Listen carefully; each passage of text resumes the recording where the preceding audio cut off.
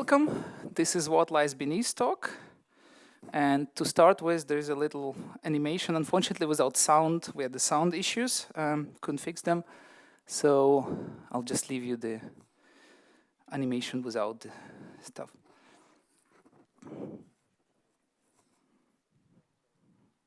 It's not that fun, I would say, without sound. Well, it's sort of kind of machine check in a way. So that's it.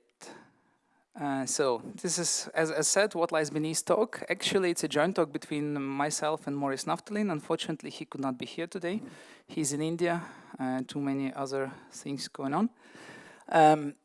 Before we start, an organizers asked me to put this slide up. If you have any questions during the talk, you can go to sli.do and enter GeeCON 2019 code, and you can ask questions for that. At the end of the talk, I'll go online and try to answer as many questions as I want. Of course, you can ask questions live, but please hold the questions till the end of the talk. Next is Maurice. Mainly known for Java Generics and Collection Book, Java Champion, Rockstar, yada, yada, yada. So very, very cool guy. Me, no one, work in Switzerland, little company called Ingenious. My main achievement though, I'm disorganizer in chief for 2 unconferences, JCREAT and JALBA. And with that, a shameless plug to JALBA conference. If you've never been to an unconference, go there and register. It's gonna be May next year in awesome Edinburgh. If you like whiskey and hang out with like-minded people, I highly recommend that. And with that, we continue with the talk. So, what lies beneath? What's it all about? Well, yet another hello world, I guess. But if you ever wanted to know what happens if you essentially run your Java program, and it happens a lot, so that's the talk for you. It's kind of walking through from the Java source all the way to machine code and see what happens in between and the parties are involved.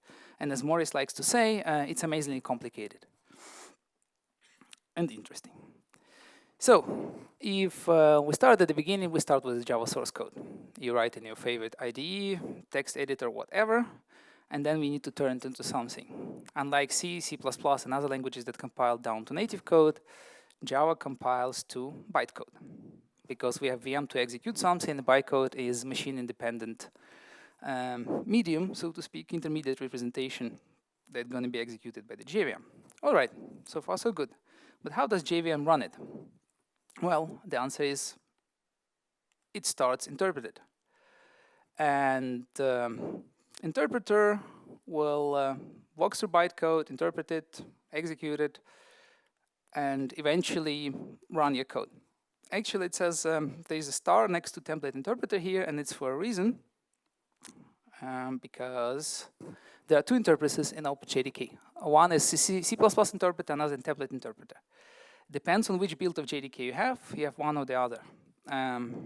For the purpose of this talk, I'm not going to concentrate on the CPP interpreter. Is a simple basic loop written in C++ that runs through the bytecodes. Normally, if you download your JDK from whatever vendor you use, you get template interpreter because that thing emits directly assembly, so machine code. So we're going to look into that thing. So to do that, we need a simple example. And the example will be this little piece of code. Well, not exactly this, but actually this is all of it. So we have a little computer, which in the compute method divides a given value by the constant deadbeef, and then calls a method that adds 254 to it. By the way, who knows what the cafe base stands for? Unfortunately, I don't see it. It doesn't work the way I intended it, so forget about it. The cafe babe. Quick raise of hand. Okay, we have like 3-4 people in the room who know what cafe babe. It's a magic constant with which class files in Java start. It's a bit sexist by the modern standards, but back in the day when Java was invented, they thought it's a cool idea to embed magic hexadecimal constant that has a cool name. So we tried to be as same cool and created another constant deadbeef. You know, why not? For the computation. So let's walk through this. When we invoke compute method, We pass the value of compute to the as a value, and the value gets divided by the divisor. If you divide a huge constant cafe babe by huge constant dead beef, you get basically 1. And if you add 1 to 254, you get 255, which is FF in hex. That just so that you remember later on, there will be references to FF down the line. So, and that was basically our Java code. Now, if we vote Java C, we get a bytecode. So what is the bytecode? Well, if you use a tool called Java P and you pass a manus verbose option, you can actually look what is inside. So as you can see up on the screen, we have just a bytecode from a single compute method. There are a couple of things to point out here. One is the constant pool. So that's the place in the class file where all the constants used in our program are referenced. So there are interesting things like some of the constants, like an integer dead beef up there on the screen. There is also method references, also in constant pool. Then we have actual code of the method, and then we have a local variable table. So when we start an execution, VM creates call frame. And the call frame has three pieces of real estate on it. One is local variables array. Second one is an operand stack, which will execute the code because Java is a stack-based machine. So it pushes and pops stuff to and from the stack and executes operation based on the stack. And local variables hold our local variables. So if we look how the execution starts. So at the beginning of execution, we'll have our local variables table, or local variables array, actually, that's in runtime. We'll have its values filled. At offset 0 at local variables array on the instance methods, we have this pointer. So we always have this stored as offset 0 on local variables array. And then you have method arguments. So in this particular case, we have a single value. The value will come as at the offset 1 in the array, and offset 2 will be reserved for a local variable, in that case divisor, which will be filled later. So when we start an execution, we have to walk the bytecodes. So at the beginning, we see the first bytecode, which is LDC. LDC stands for load constant. So load constant can load a constant from the constant pool and put it on the operand stack. As you see here, it says #2, so we have to find constant in the constant pool at offset 2, which in this case is our dead beef, and then dead beef would go directly to operand stack. So we have a dead beef on the operand stack. The next bytecode is iStore2. It is basically store top of the stack at the offset 2 to local variables table.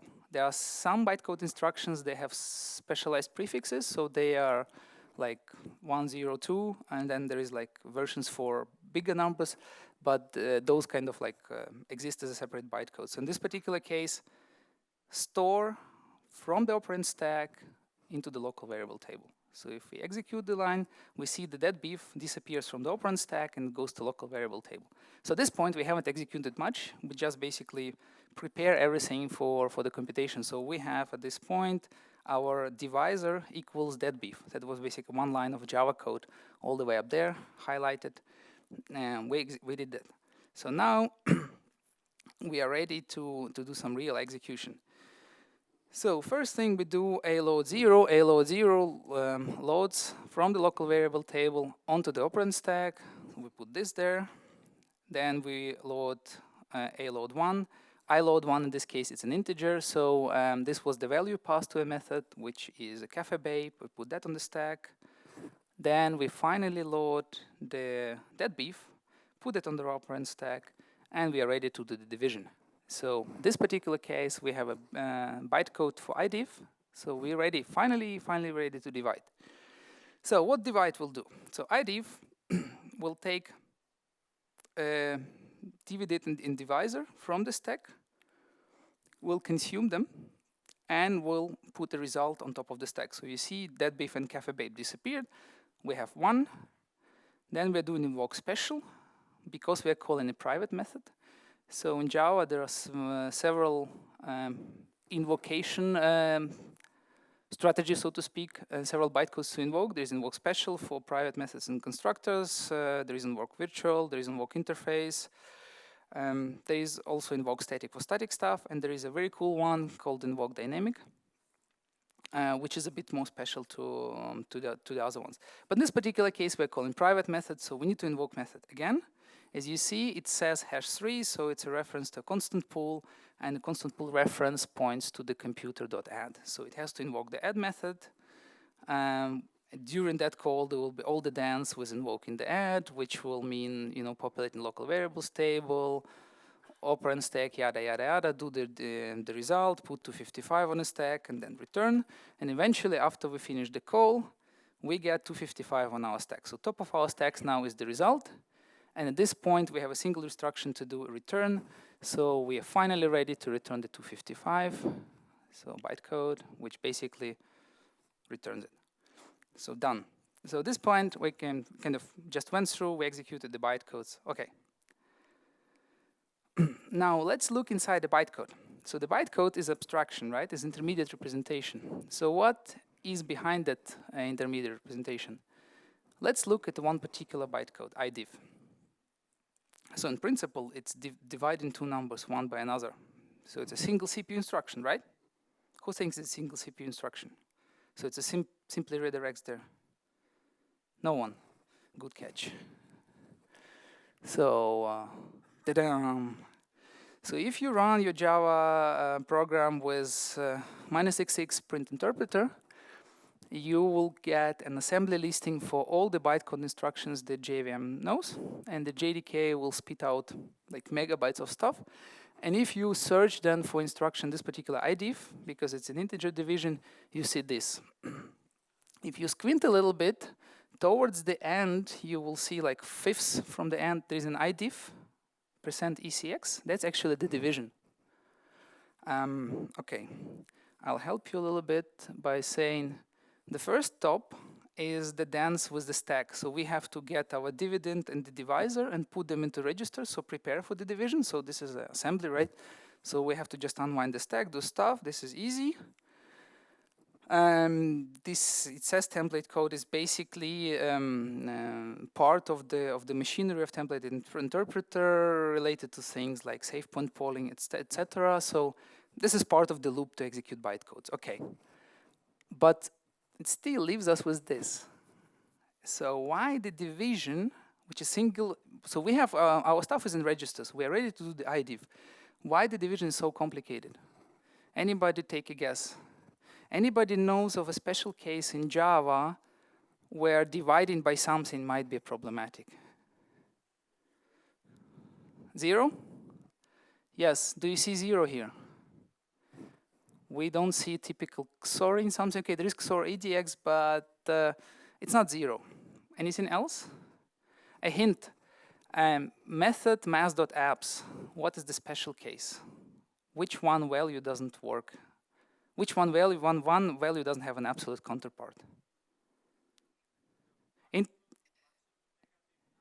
Yes, well, integer mean value, maximum negative number. Right, bingo.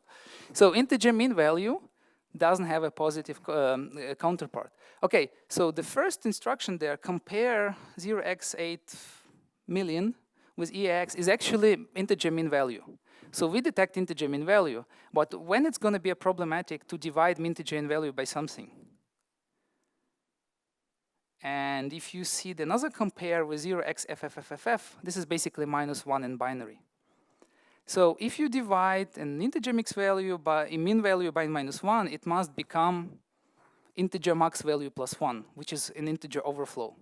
So therefore, this code protects from integer overflow by basically detecting the special case, and depending on the case, it can jump and jump out. So this is the sketched algorithm for it. If it's mean value, yes, 0 are the EDX, Stein extension stuff, and then if divisor is -1, yes, jump out, don't divide. So it basically jumps out of the division completely. If it's not mean value or if it's not -1, do the normal division and then finally return. So horrendously complicated. Interesting that some of these things are done actually an interpreter has to handle those things. Okay, But now we kind of say the program is sort of boring. I mean, it does something, it calls the method, and actually, whenever I give this talk with Maurice would say, like, this is so inefficient. In the 70s, we would never allow yourself to call a method with single like plus operator on it. We would inline everything manually because you never call a function because function call takes tons of time. All right, so what can we do? Let's improve. Let's make our add method disappear. Let's do an add. Okay, does it really matter? So the next question is, why would we bother with this? And isn't JVM smart enough? Well, we'll get there. But before that, we need to benchmark. So as everybody knows, benchmark is easy, right? Very easy. So you just have to have a lot of iterations, like a billion in this case. You have a loop. You're also told to never use current time millis because current time millis can go back in time. For DST, for example, so you use system nanotime because it's monotonic, always increasing. You get a loop, you call compute, right? Who thinks this is a valid benchmark in Java? Okay, we have one person. I would also claim it's valid benchmark because at the end I will get a result. I get a result. Who still thinks this is a valid result? Okay, let's get back a little bit to CPUs and stuff. So let's assume this thing has 6 cores. It's not assume. This thing has 6 cores in it. This doesn't matter, but they are kind of downclocked around 2-something gigahertz. Let's say it's 3 gigahertz. So it means that 1 nanosecond, which 1 billionth of a second, in 3 gigahertz can basically have 3 clock cycles. So in other words, in 0.3 nanoseconds is 1 single processor tick. So it's 0.3, and we have 0, 0, 4. So it's 100 times faster than a single clock tick on the CPU. So I would claim that this is busted. So what actually happened here, JVM erased this loop.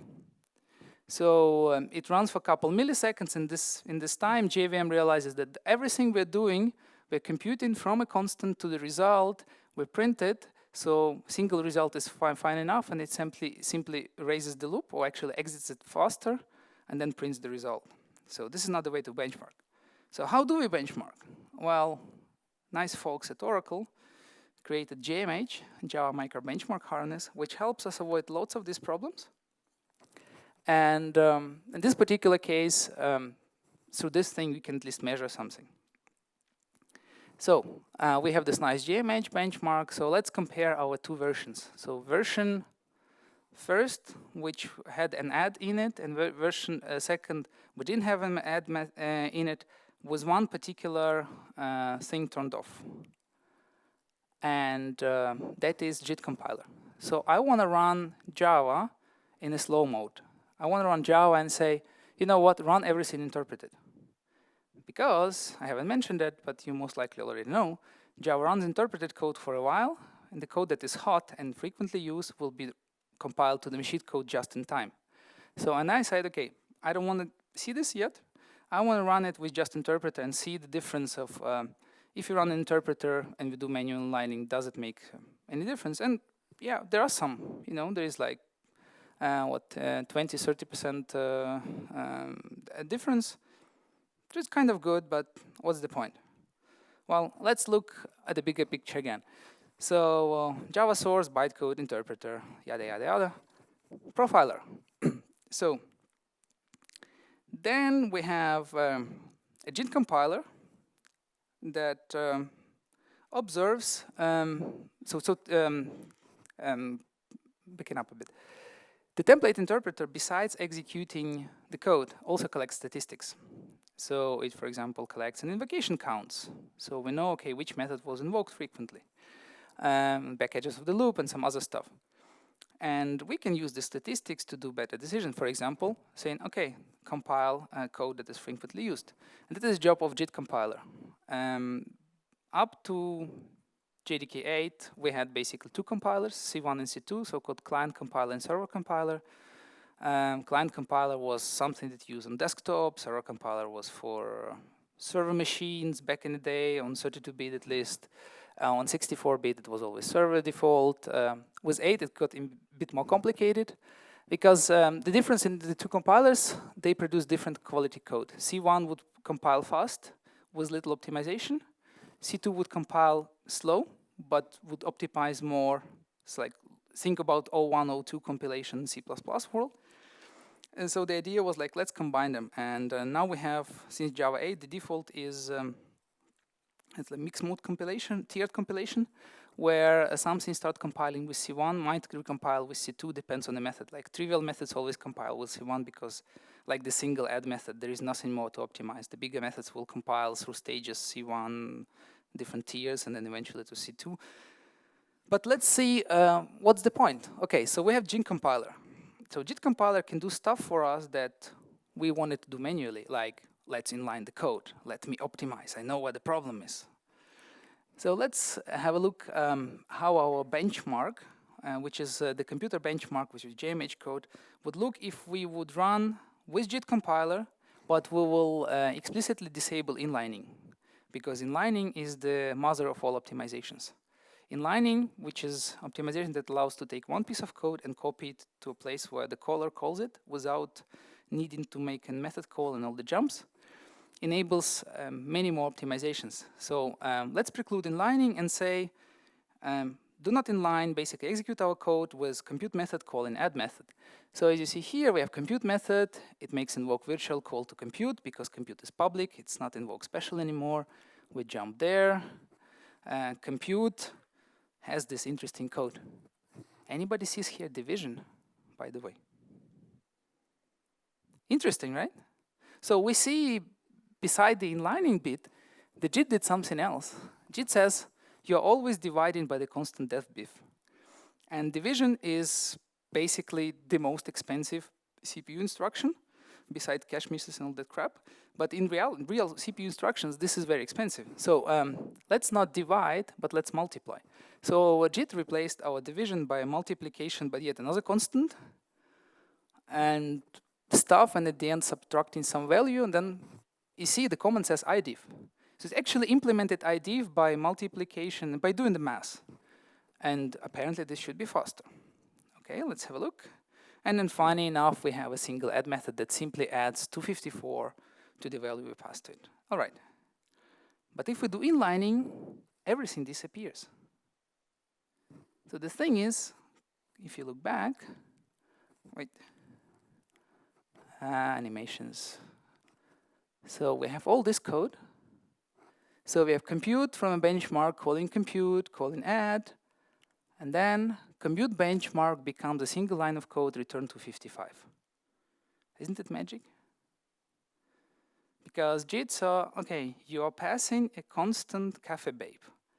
The guaranteed compile time, actual invocation time, it's a constant. Inside you add, or you divide by another constant, and everything that you are doing, I can compute to be 255. And actually, there is no reason to call it at all. So the result is 255. That's the reason, for example, that my initial benchmark, which did the same and had 255, would disappear and print a bogus result, because there is no reason to run it. That's one of the reasons why some people claim that Java is infinitely faster than C++. Because they run some program that the static compiler, like C++, cannot see that you're going to be doing constants, but you can trivially see them and prove them at runtime. That's the cool thing about the runtime technologies, like the platforms like JVM and the CLR on .NET. They can do stuff that are not possible otherwise. So okay, long story short, let's look at the results. So if you look now at the results, we are from 180 nanoseconds down to 3 nanoseconds. So factor 55 on the result. And that's, by the way, a reason why you probably should never run with -x interpreter in production, just if you want to have your Java fast. Okay, so JIT is cool. JIT can do inlining, JIT can do instruction substitution, it can do a hell lot of stuff. Dead code elimination, constant propagation, copy removal, devirtualization, one of the cool things, like for example, if you do invoke virtual in Java, it's a virtual dispatch, so it has to figure out where to go in the method one. If it can see, using something called class hierarchy analysis, that you are using, For example, list.add, and your instance is only ArrayList. It can directly call the method on the ArrayList without going through the virtual dispatch and stuff like that. Pretty cool. So at least the OpenJDK one does monomorphic, bimorphic calls, and then everything else megamorphic. Azul, I think, doing more. Some other JVM did as well. So quite a lot of stuff. And we get quite interesting results. Also, it's sometimes confusing if you try to measure something. If you think, I wrote a program, let me quickly benchmark it, you might not be getting what you think it is. So if you ever want to benchmark, use JMH, read the disclaimers, have it reviewed, as in somebody else looks at it. Okay, so it's all nice. We have Java source, bytecode, JIT optimized, down to machine code. It's all nice, but then it has to execute. Easy, right? Well, it looks something like this these days. Something very, very easy. Everybody knows how CPUs work. You know, well, back in the day, Maurice would say, this is what you would get in the university. Input-output device, memory, central processing unit. Whereas the latency is basically the same constant factor. Doesn't matter if you access something in CPU or you access memory. It was all flat, all nice. There you cared about algorithm complexity. So n algorithm was slower than n log n and stuff like that. You know, you would like really go on that. The Knuth would write his famous books, and everybody would I can optimize that. You look at the code, you count instructions, you know what is fast, what is slow. These days, it doesn't work like this. And it's like I/O device and stuff. These days, processors got wider. What does it mean? Well, we have things like instruction level parallelism. So in a single processor, even if it's single processor, single core, can do multiple things at the same time, because the execution is pipelined. So there are several stages of execution. You need to fetch the instruction, you need to decode the instruction, you need to execute the instruction, you need to retire the instruction. And because you have a pipeline, every time you fetch the instruction, you can be at other stage in the process. So you can actually literally, and on the same hardware, run multiple things in parallel. So you can schedule stuff as long as they don't have dependencies. This thing will just flow nicely one after another. They got actually faster, really, really, really faster.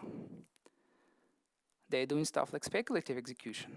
If we forget about Spectre and Meltdown and all the attack vectors these days, those are amazing, because it can like look at your if statement and say, I predict that you're gonna execute the if branch. So even without evaluating the if branch, I'm gonna go and execute the if branch. And if later on, I look at the result of your Boolean expression that you had in the if, and it was true, cool, I did the work. If it wasn't true, throw the godtheming away. Because executing it and throwing it away is faster than waiting for the result. The processor got so fast that actually stalling the processor is the biggest thing. And why they're stalled?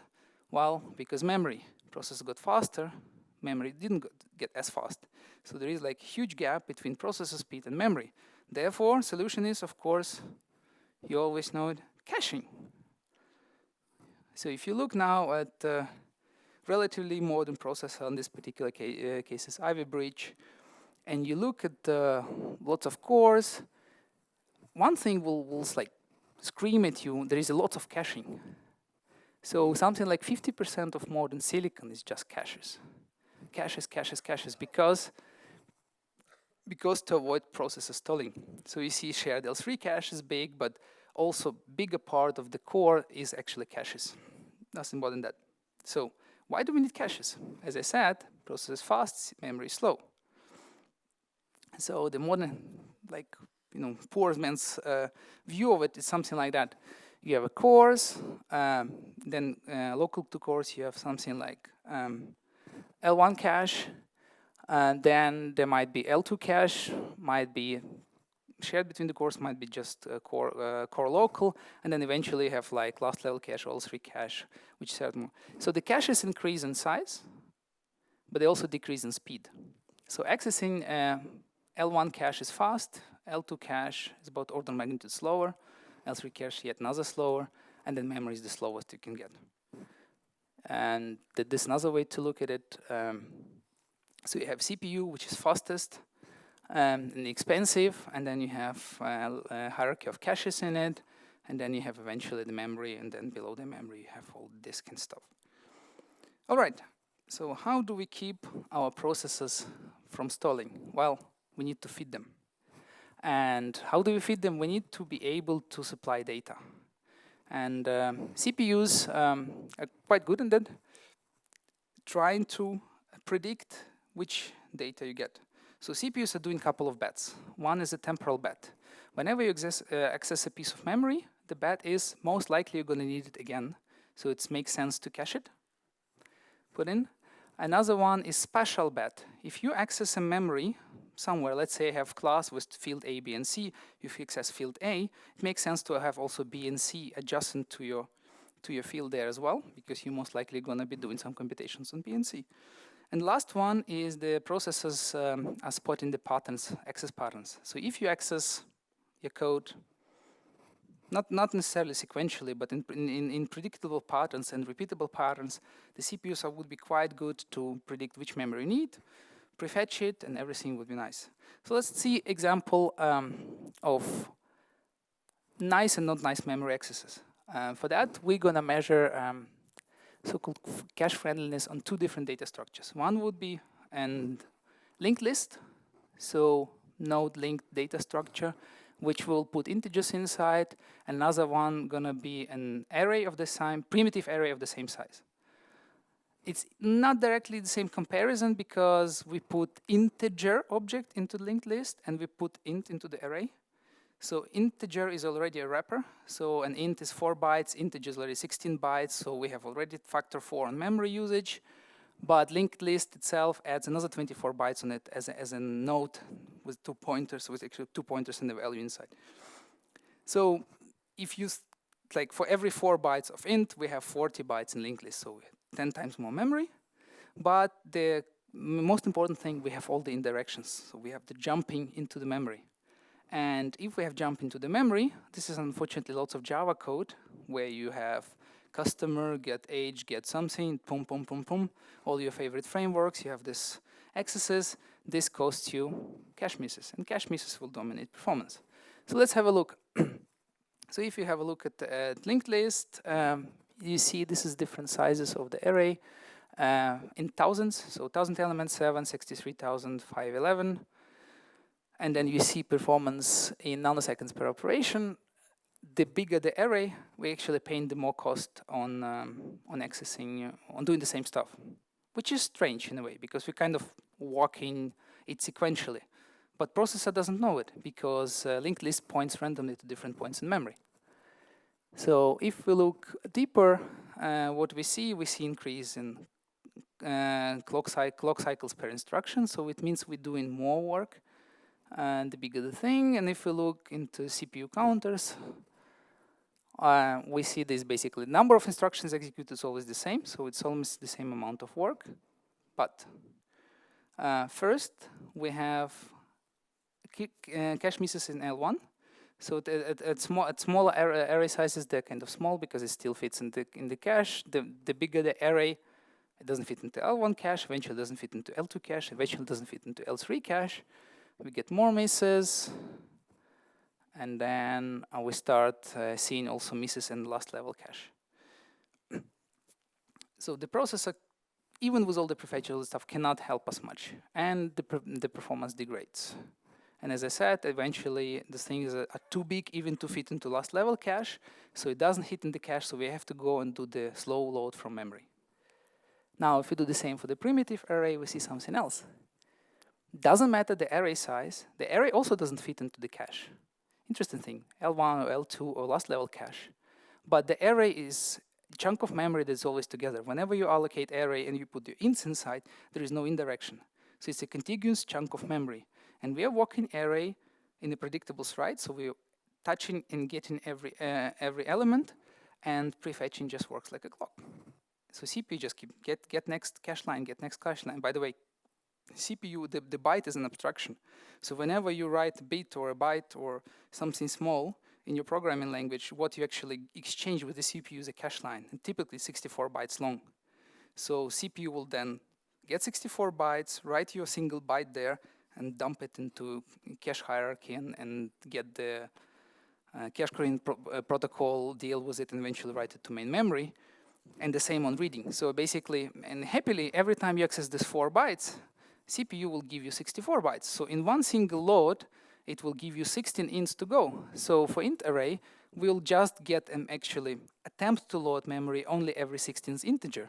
With another guy, a single node is basically 40 bytes, 24 plus 16. So every second element, you need more memory. So it's way more, even pressure on try to load stuff. And eventually, it also fails because it doesn't know where to go. In this particular case, you walk it sequentially, so you get the data. And Maurice's favorite, poor unloved linked list. There is a tweet from Josh Block. Yeah, actually, why do we even still have it in JDK? There have been discussions of maybe it should be deprecated for removal, just to avoid all the nasty things people do with it. There might be use cases because you can delete and insert in particular position without much overhead. But reality is, yeah, probably don't need it. So, okay, so if you don't need a linked list, of course, everybody should use ArrayList, right? Let's have a look. I just did it tonight. A similar benchmark ran on different hardware, so basically on this laptop. And yeah, actually, stuff is better with ArrayList, or way better than linked list. As you see, similar stuff. I'm increasing the size of the number of elements in the array. ArrayList has a way smaller overhead. In that is, the overhead of ArrayList is 4 bytes, is a pointer, because it's an array, and you put pointers to your data. Well, we blew the data because instead of an int, we put an integer, so it's another 16 bytes. So overhead between array and ArrayList in terms of size will be factor of 5. To linked list in this particular case will be factor of 10. But interestingly, if we increase the ArrayList size and when it doesn't fit any caches, and even though the integers themselves are randomly distributed and shuffled and everything, it gets good result. And this is interesting because CPUs are doing something else. The biggest thing is a cache miss, right? So how can we avoid stalling the CPU with a cache miss? Well, on the modern Intel CPUs, you can get 10 or even 12 outgoing memory stalls. So again, speculative execution. So CPU keeps going along. You're doing your, in this particular case, ArrayList get something, and then you access that integer. Oops, cache miss. So we need to fetch it. Put it into the buffer of outgoing cache misses, do another operation, another cache miss, another one, and up to 10 or 12. And in particular case here, we have basically one level of indirection. For ArrayList has direct pointer to an integer, and from integer we need to get an int value. So it's one layer of indirection, and it's also predictable. And this buffer of 10 or 12 helps essentially smooth it out, so we don't see a performance cliff at the end. If you see a linked list, it's a different story because we have 2 layers of indirection. We first have an indirection from a linked list node to a next node. So first you follow that, you might have cache miss on from node to node jump, and then a second one from actual node to a value, to an integer. So here we basically double amount of memory accesses and double amount of cache misses. And as you see, as long as the list grows, then we start hitting some nasty surprises when we over the, in this particular case, my L3 cache is 12 meg. When we over that size, we just like drop off the cliff, and we have like 23 or 24 versus 4, so about factor of 6 to ArrayList, and factor of 12 to a nice array. So, and with that, in conclusion, there's a lot of stuff going on when you run your Java program, but it pays to know what's inside. I like this quote as well. And if any insufficiently advanced technology is indistinguishable from magic, actually don't believe in magic.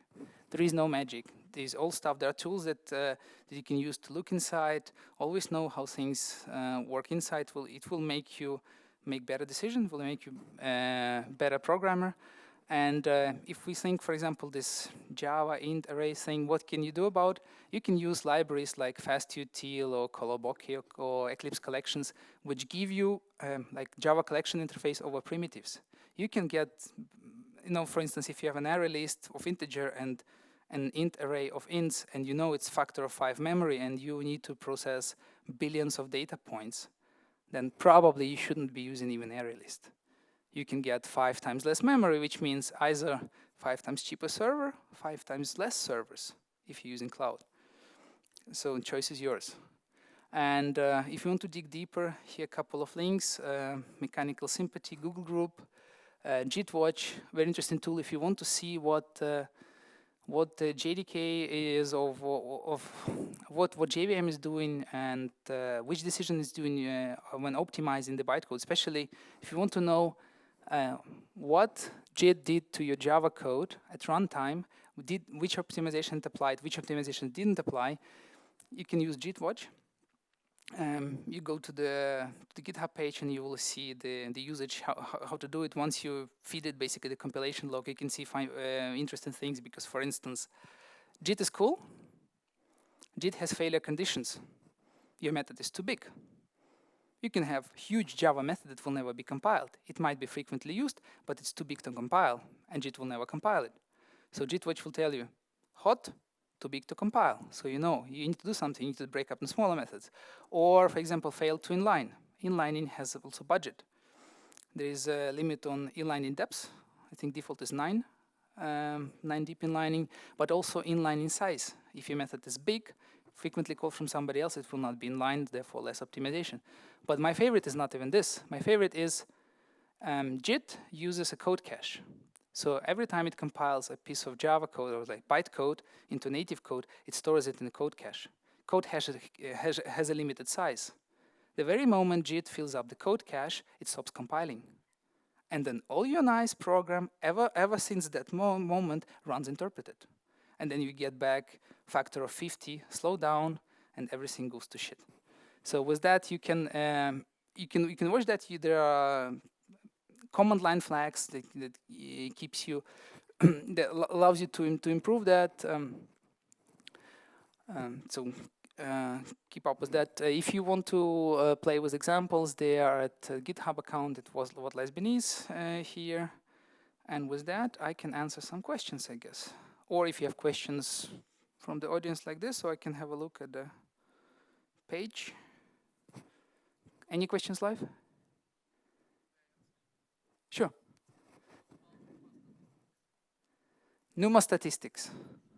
Okay, what about NUMA statistics? So first of all, we need to start from NUMA, non-uniform memory access. If you run on more than CPU and you have more than one socket, you no longer just talking to your CPU cores and attach memory to it. Sometimes you access something, you have to talk to the memory through another guy. So you're crossing a QPI link normally in Intel world. So you go from one CPU to another and to its memory, which is even more expensive in that case. NUMA statistics in which form?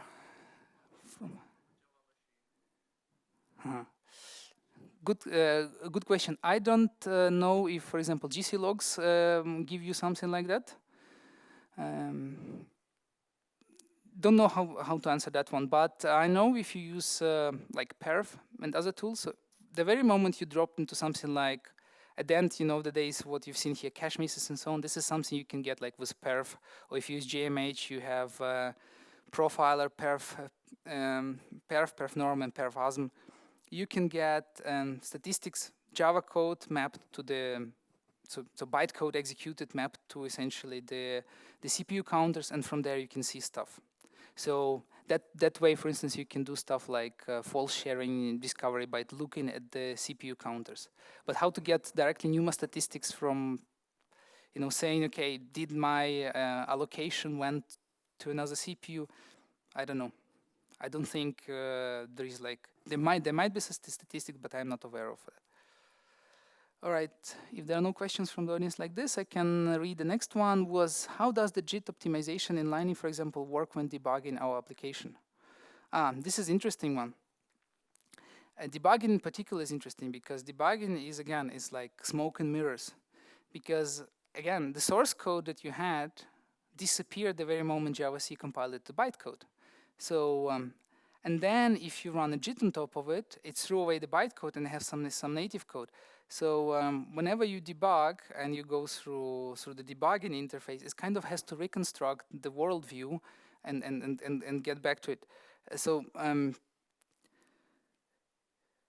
I think you still have all the optimizations and whatever the code runs, but some of the stuff, like I'm not sure about actual debugging, but I know, for example, profiling. If you profile with something like Visual VM, it will insert a lot of stuff in your code, probe, like it will do, sampling, like, method start, method end, something. And these things will actually alter the optimizations. It will preclude lots of new optimizations from happening because all of a sudden your code gets bigger. The code that runs is actually not the code that you're going to have in production anyway. So the profiler altered the picture of that. The same might be with the debugging. So might be that some certain things will, kind of stop executing, but maybe Nikita knows the effect of debugger.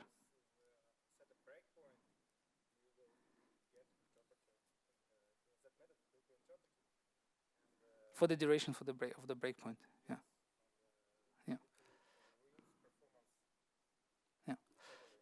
Okay, so as expected, or sort of expected, thanks, Nikita. Whenever you put a breakpoint in your Java code, it will be run interpreted.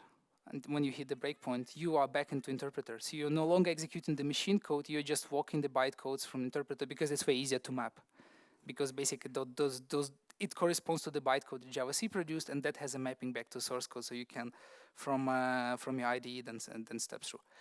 What is the reason there is a limitation for method inlining, maximum inline depth? Good question. Well, because as everything, there is a trade-off. The more inline, the bigger the code, the bigger the scope of it, the more you can see. For example, you inline something, and then you then see 4 levels of inlining that you never use it, so you can take this whole subtree and throw it away. But at some point, your produced code that you want to compile is just too big. So the reason for stop inlining is to not hit limit on compilation, for example. Because as I said, there is a limit that JIT will stop compiling certain size. And if the more you inline, the bigger you produce, you might just fail on that threshold. So you want to kind of stop find the middle ground. As always in engineering, make this faster, that becomes slower, or at the expense of memory, and yada, yada, yada. So, and did exist any bug in JIT optimization which caused serious issue? Oh, yes. Oh, this is not did they do exist. I would this happens all the time. Well, common one is the JVM crashes. Some other ones I've seen have been on, for example, concurrency mailing list. Heinz did a workshop, and they did something like a while loop thread dot interrupted or something like that.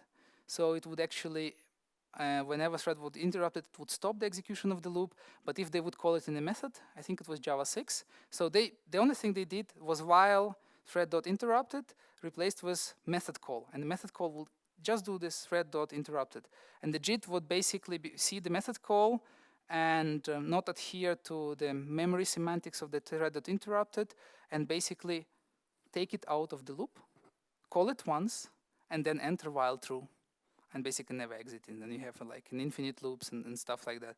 So, as in all software, there are bugs. There might be bugs that are subtle that you don't see, that produce incorrect result. I hope not. The normally JIT bug is just straight down crash. Just doing something or hang or something really, really weird happening that's quite obvious that you'll behave in JVM, and you have to analyze that. Like I had an issue that I would open a particular class in Eclipse, and Eclipse would crash. No other IDE would crash. It was only Eclipse because it was some kind of combination of Eclipse Java compiler producing certain set of bytecodes. At the end, it was a JIT bug. It was a C2 bug which tried to do something and would step on something, crash. It took quite a while to figure out. I needed to build debug builds on Windows a couple of years back, which was a nightmare. So it took me several days to produce that, and eventually feed the information back to guys at Oracle, and then Vladimir Ivanov fixed the issue. Funny enough, it was a fix without test case because they couldn't figure out a reproducer, so they just gave up. They gave me the build, I tested it, say, yeah, I can open this class, let's ship it. So, okay, good. Because it was a bit, that's another thing, the old JIT compiler, C2 compiler, is an horrendous C++ code. And that's the reason why we have Graal around, and that people talking that, with the project Metropolis, run Java on Java, we want to replace at least C2 compiler with Graal compiler. That's the reason why since JDK 9 we have JVM compiler interface and other stuff that you can actually plug in compilers. So you no longer need to build it part with JDK, you can actually substitute your own. So you can run, that's how Twitter runs, for example, with Graal compiler and their Scala code base. They just enable a couple of keys, and on Linux they can run a different compiler. Yeah, so lots of fun. Maybe in the future we'll have a brighter future if you can run it in Java. Safer, better, I don't know. For some definition of safer and better. And with that, I'm out of time. Thank you very much for coming.